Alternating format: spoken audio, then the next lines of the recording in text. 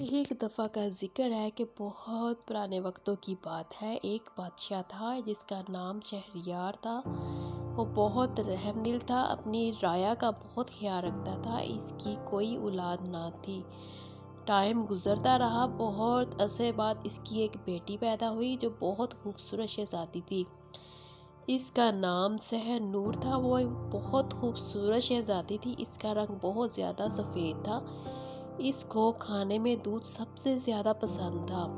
وقت گزرنے کے ساتھ ساتھ شہزادی بڑی ہو گئی اور بادشاہ کو اس کی شادی کی فکر ہونے لگی۔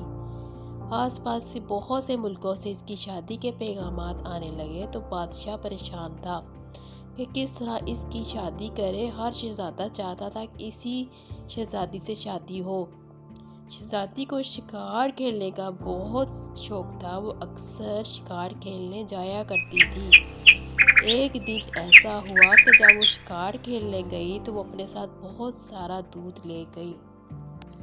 وہ سارا دن شکار کھیلنے میں مگن رہی اور ساتھ دودھ پیتی رہی۔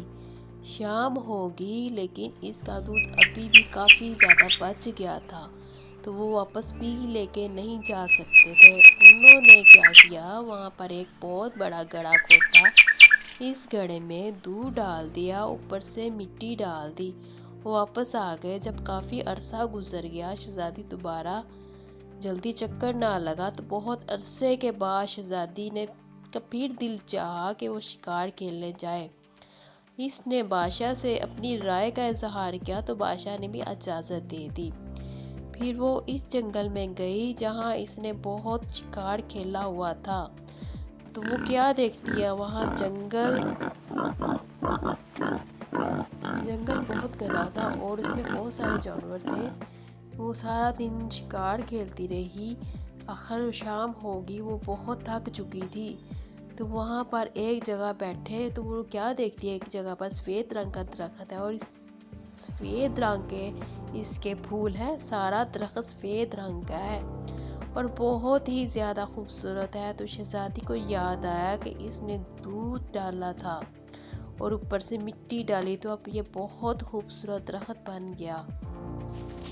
وہ یہ دیکھ کر بہت خوش ہوئی۔ اس کے ذہن میں ایک ترکیب آئی۔ شکار کھیل کر واپس آئے تو اس نے بادشاہ سلامت سے کہا کہ میں شادی کے لیے ایک شرط رکھتی ہوں۔ جو شہزادہ یہ بتائے گا دودھ کا درخت کس جگہ پر ہے تو میں اس سے شادی کروں گی۔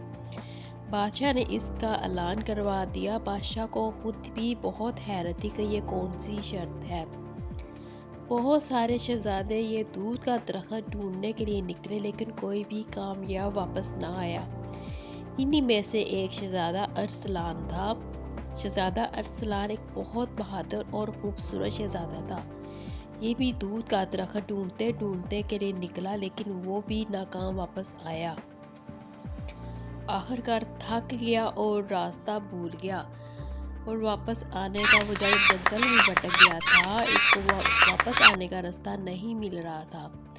اس کو پانی کی بہت پیاس لگ رہی تھی اور بہت بھوک لگ رہی تھی۔ اس کے پاس سارا سامان ختم ہو چکا تھا۔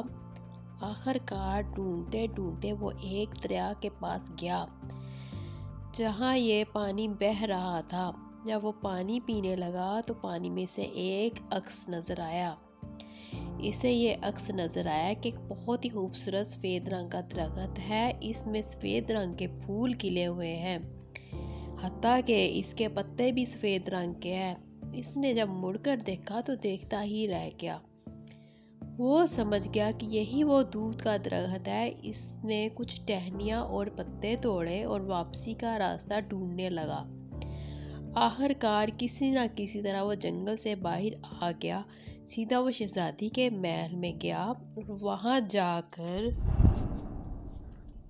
جب اس نے بتایا کہ مجھے دودھ کے درخت کا پتہ چل گیا ہے تو شہزادی بہت حیران ہوئی۔ اس نے کہا کہ تمہارے پاس کیا ثبوت ہے؟ تو اس نے وہی پتے اور ٹہنیاں جو توڑے تھے وہ شہزادی اور بادشاہ کے سامنے رکھ دیے اور بادشاہ بہت حیران ہوا، واقعی دودھ کا درخت ہے۔ تو پھر اس شہزادے کے ساتھ شہزادی کی شادی بہت دھوم دھام سے ہو جاتی ہے اور کافی دنوں تک وہاں جشن منایا گیا۔